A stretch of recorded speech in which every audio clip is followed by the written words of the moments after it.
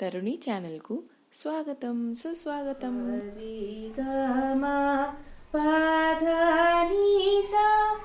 Hi, వచ్చేసారా? Hi, hello, నమస్తే. నేను మీ శిరీష. ఏంటి ఈరోజు నేను పాట పాడుకుంటూ ఉన్నాను అనుకుంటున్నారా? దానికి కారణం మీ ఇంట్లో ఆడపిల్లనండి. కాదా? మా ఇంట్లో ఆడపిల్ల అంటారా? కాదు, మా పక్కనింట్లో ఉన్న ఆడపిల్ల. వారెవరో మీకు పరిచయం చేయబోతున్నాను ఇప్పుడు. సో రెడీ ఉన్నారా? Let's go. ఓడను జరిపి ముచ్చట కనరే, ఓడను జరిపి ముచ్చట కనరే, వనితలారా నేడు. ఓడను జరిపి ముచ్చట కనరే, వనితలారా నేడు. ఆడువారు యమున కాడ,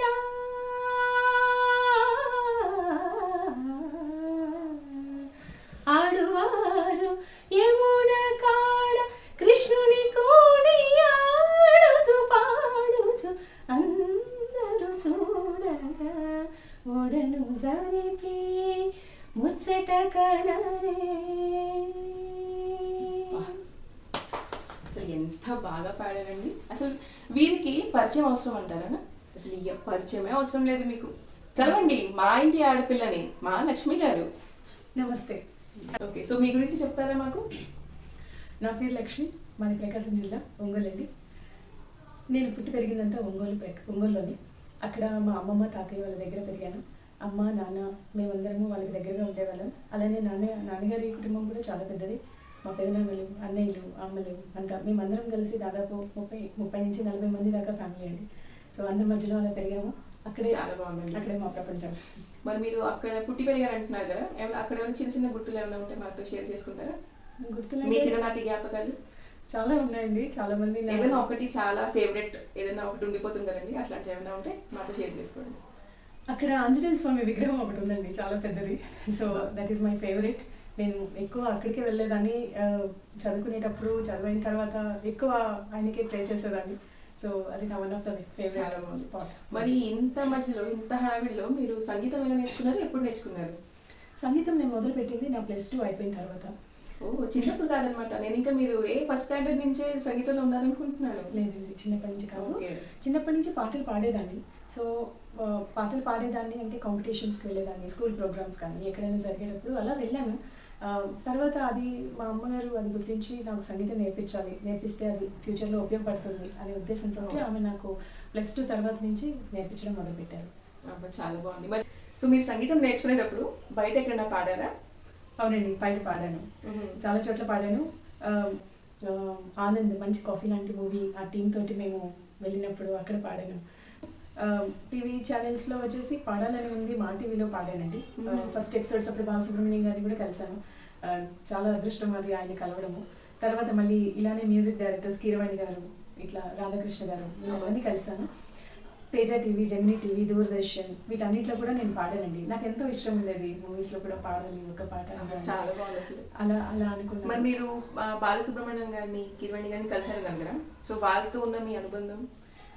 అది స్పెసిఫిక్గా చెప్పేది కాదండి. అది నేను చాలా ఎక్సైట్ ఫీల్ అయ్యాను. ఎందుకు అంటే అసలు వాళ్ళని దగ్గరగా చూడడము అండ్ వాళ్ళ ముందర నేను పాడడము అనేది నేను చాలా బ్లెస్డ్గా ఫీల్ అయ్యాను. నిజంగా నేను ఇది ప్రైజ్ వస్తుంది లేదు ఇది కాదండి, నాకు వాళ్ళ ముందర నా జీవితంలో ఒక్కసారి నేను పాడగలిగాను.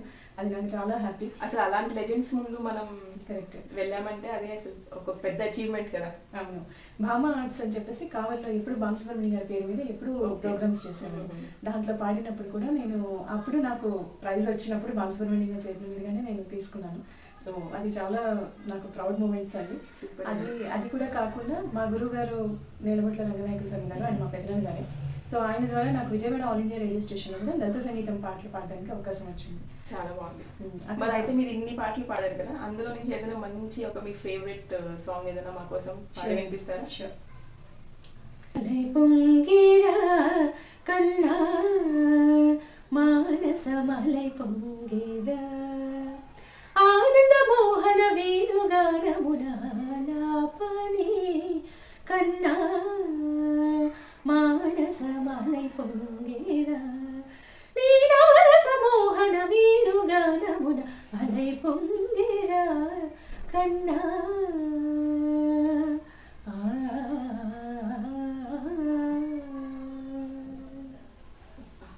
మధురాతి మధురం. అసలు మీ గొంతు వింటుంటే నాకు ఇంకా ఇంకా వినాలనిపిస్తుంది. ఏమంటారు, మీకు అలానే అనిపిస్తుంది కదా? మరి ఇప్పుడు మీరు ఇన్ని షోస్ అన్ని చేశాను బయట అన్నారు కదా, సో మీరు మీ స్టడీస్ని మీ సింగింగ్ని ఎలా మేనేజ్ చేశారు? తప్పకుండా మనందరికీ చాలా టైం ఉంటుందండి. అవునండి. కానీ దాన్ని మనం ఎలా యూటిలైజ్ చేసుకుంటున్నాం అనేది చాలా ఇంపార్టెంట్. చాలా అంటే చాలా ఇంపార్టెంట్. కరెక్ట్. సో మనకి టైం లేదు, దీనికి లేదు, దానికి లేదు అంటే ఎప్పటికీ మనం ఏం చేయలేము అనేది నేను చాలా బిలీవ్ చేస్తాను. ఉన్న టైంలో అన్నిటినీ ఎలా ప్లాన్ చేసుకోవాలనేది నేను నమ్ముతాను. సో అక్కడి నుంచి నాకు కొంచెం దానికి టైం స్పెండ్ చేయడానికి నాకు కుదిరింది. చాలా బాగా చెప్పారు. సో ఇప్పుడు మీరు ఇందాక మీకు పెళ్ళయింది అన్నారు కదా, సో కొంచెం మీ హస్బెండ్ ఫ్యామిలీ నుంచి మాకు కొంచెం చెప్తారా? నేను నా మ్యారేజ్ లైఫ్లో మా హస్బెండ్ గురించి, వాళ్ళ ఫ్యామిలీ గురించి చెప్పాలంటే అండి, ఫస్ట్ ఐఎమ్ రియలీ లక్కీ అండి. మా husband is very very supportive and he's very sweet. In the sense వాళ్ళు దేనికి ఒక ఇది చేయకూడదు అది చేయాలి అనేది కాదు. వాళ్ళు నన్ను నమ్మారు. నేను చేసేది మంచిది, నేను చేసేది కరెక్ట్గా ఉంది అని వాళ్ళకి నమ్మకం ఉందండి. ఆ నమ్మకంతో కావచ్చు, లేదా ఆడపిల్లని మనం ఎంకరేజ్ చేయాలి, ఇలా రెస్ట్రిక్షన్స్ ఉండొద్దు అనే ఇంటెన్షన్ కావచ్చు, బట్ అందరూ నాకు చాలా సపోర్టివ్. అండ్ నేను ముఖ్యంగా చెప్పాలంటే మా హస్బెండ్ ఈస్ మై సపోర్ట్ అండి. అసలు ఆడపిల్లకి పెళ్ళికి ముందు పేరెంట్స్, పెళ్ళయ్యాక హస్బెండ్ సపోర్ట్ ఉంటేనే అసలు ఉండాలండి. తప్పకుండా అండి. అది చాలా లేకపోతే మనం ఏం చేయలేము అనిపిస్తుంది. అవును. చాలా బాగుంది. సో నెక్స్ట్ ఇప్పుడు మీరు సోషల్ మీడియా ప్లాట్ఫామ్స్లో దేంట్లోనే ఉన్నారా, యూట్యూబ్ కాకుండా? ప్రస్తుతానికి యూట్యూబ్లోనే ఉన్నానండి. ఎందుకని ఇప్పుడు ఇన్స్టాగ్రామ్ ఇదంతా, ట్విట్టర్ అనేది చాలా ఇప్పుడు ట్రెండ్ కదా, మీరు ఎందుకు అందులో లేరు? నేను ఇన్స్టాగ్రామ్ ఎందుకో నాకు అంత పబ్లిక్ నేను అడ్వర్టైజింగ్ అంతా అనిపించలేదండి. యూట్యూబ్ నేను కూడా నేను పాటల రూపంలోనే వచ్చాను, కానీ ఇలా ఫస్ట్ టైం నేను ఇలా అసలు ఇప్పుడున్న జనరేషన్కి మీరు ఇన్స్టాగ్రామ్లో మీరు ఇలా పాడే పాట ఇన్స్టాగ్రామ్లో కూడా మీరు వీడియోతో సహా మీరు పెడితే నాకు తెలిసి మీకు ఈజీగా 2-3 డేస్గా 1 million likes దాకా వచ్చేస్తాయి. మీరు ట్రై చేయొచ్చు యాక్చువల్లీ. తప్పకుండా అండి. ఐసి. ఓకే. సో ఇప్పుడు యాజ్ ఆఫ్ నౌ ప్రెసెంట్ మీరు ఏం చేస్తున్నారు? ప్రస్తుతం నేను ఒక ఐటీ కంపెనీలో మేనేజర్గా వర్క్ చేస్తున్నాను. ఓ వెరీ నైస్. సో అంటే మీకు సింగింగ్కి దీనికి బ్రేక్ వచ్చిందనా మరి ఏంటి? అలా ఏం లేదండి. ఇది దేనికి అదే నేను ముందు చెప్పాను కదా, టైం అనేది మనం ఎలా మనం చూస్ చేసుకుంటాం అనే దాని మీద ఉంటుంది. మ్యూజిక్ అనేది నా passion and that is something I really wanted to be. And ఇది వచ్చేసి నా కెరియర్ వైజ్గా నేను చదువుకున్న దానికి నేను చేస్తున్న ఉద్యోగం. సో కాబట్టి నాకు దీనికి దానికి అలా ఒకదానికి అని ఏం లేదండి. చెప్పారు. సో ఇప్పుడు మీరు అవకాశాల కోసం ఎదురు చూస్తున్నారా, లేదా ఏదైనా అవకాశం వచ్చింది అంటే డైరెక్ట్గా మీరు జంప్ చేస్తారా? ఇప్పుడు జంప్ చేస్తానా అంటే ఇప్పుడు నేను ప్రెసెంట్లీ నేను ఒక రెస్పాన్సిబిలిటీస్ తోటి ఒక మేనేజర్గా వర్క్ చేస్తున్నప్పుడు తప్పకుండా అన్నిటికీ టైం ఉంటుందండి, ఆ ఆపర్చునిటీ ఉంటుంది. కాబట్టి నేను రియలీ విష్ చేస్తున్నాను, నాకు కనుక ఎలాంటి ఆపర్చునిటీ వచ్చిన సింగింగ్లో నేను డెఫినెట్లీ మిస్ చేసుకోవాలన్నమాట. అసలు మిస్ చేసుకోకూడదు కూడా. ఎస్, ఎందుకంటే అది అసలు ఇలాంటి వాయిస్ మేమందరం ఎదుర్కొంటున్నాం. సో ఈ generation auto tune generation. So దాని మీద మీ అభిప్రాయం? Definitely foundation is very important అండి. ఇప్పుడు ఎవరైనా పాడగలరు, కానీ ఆ శాస్త్రీయంలో ఉన్న బేసిక్స్, ఆ లెర్నింగ్, ఆ ప్రాసెస్ అనేది ఉంటేనే అది చాలా పర్ఫెక్ట్గా ఉంటుంది. It can be auto tune or anything అనేది నాది. సో అందరికీ నా ఇచ్చే అడ్వైస్ ఏంటంటే మ్యూజిక్ నేర్చుకోండి, శాస్త్రీయ సంగీతాన్ని, అండ్ అర్థం చేసుకోండి, దాన్ని ఫీల్ అవ్వండి. సో అలా మీరు పాడేది వేరు, డైరెక్ట్గా పాడేది వేరు. సో చాలా డిఫరెన్స్ ఉంటుందండి. కరెక్ట్, బాగా చెప్పారు. ఇప్పుడు మీరు as of now as a మేనేజర్గా చేస్తున్నాను, బట్ ప్రీవియస్లీ మీరు సింగింగ్ అంతా నేర్చుకున్నారని చెప్పారు కదా. సో మీరు at a time being a house wife, parent of 2 kids, so ఇదంతా మీరు మేనేజ్ చేస్తున్నారు కదా. సో ఇప్పుడున్న యంగర్ జనరేషన్కి మీరు ఏం చెప్పాలనుకుంటున్నారు? ఇప్పుడున్న younger generation most of the people నేను చూసిన వాళ్ళలో చాలా కొంచెం లేజీగా ఉన్నారు అనిపిస్తుందండి. వాళ్ళకి ఒకటే థాట్, ఇంకా వాళ్ళు ఏమీ ఆలోచించట్లేదు. ఇది స్టడీసా లేకపోతే జాబ్ చేద్దామా అని అక్కడే ఆగిపోతున్నారు తప్ప వాళ్ళు ఇంకేం చేయగలము అనే ఇంటెన్షన్ వాళ్ళు మిస్ అవుతున్నారు యాక్చువల్లీ. అది కొంచెం వాళ్ళు రియలైజ్ అవ్వాలండి. నేను చెప్పినట్లుగా ప్రతి ఒక్కరికి ఒక టాలెంట్ ఉంటుంది, అది ఏంటో చూస్ చేసుకోవాలి. కెరియర్తో కూడా మనం అది కూడా చేస్తే మన లైఫ్ కూడా కొంచెం జాయ్ఫుల్గా ఉంటుంది అనేది నా ఇంటెన్షన్. అవునవును, బాగా చెప్పారు. సో మీ అల్టిమేట్ గోల్ ఏంటండి?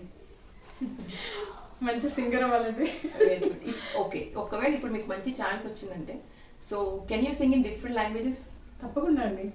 సో మ్యూజిక్కి లాంగ్వేజ్ అనేది అడ్డుకట్ కాదు. అండ్ డెఫినెట్లీ అండి, ఐ రియలీ విష్.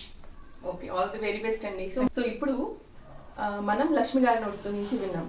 సో ఆవిడ ఎలా టైం మేనేజ్ చేస్తున్నారని. సో ఇట్లానే మనందరికీ కూడా అవకాశం ఉంది, మనం కూడా చేయొచ్చు. సో ఒకటే కాకుండా, ఒకటే లక్ష్యం పెట్టుకోకుండా, ఒకవేళ ఇది కాకపోతే ఇంకొకటి అనేది మనకి ఉండాలి. నెక్స్ట్ మీరు ఇంకేం చేయగలరు అనేది మీరు ఆలోచించుకోవచ్చు. అందరిలో ఏదో ఒక టాలెంట్ కంపల్సరీ ఉంటుంది. సో అది మీరు వెతికి పట్టుకోవాలి. సో ఇప్పుడు మనం ఫాస్ట్ ఒక ర్యాపిడ్ ఫైర్ వేసేద్దామా? ఏమండి రెడీనా? ఓకే. మీ ఫేవరెట్ సింగర్? అందరి సింగర్స్ నా ఫేవరెట్ అండి. ఓకే, బాగా చెప్పారు. ఓకే, మీ ఫేవరెట్ ఫుడ్? దొండకాయ కూర. Okay, me favourite memory to be cherished? Childhood memory అండి. ఓకే, చైల్డ్హుడ్ మెమరీ ఏమైనా స్పెషల్గా ఉందా?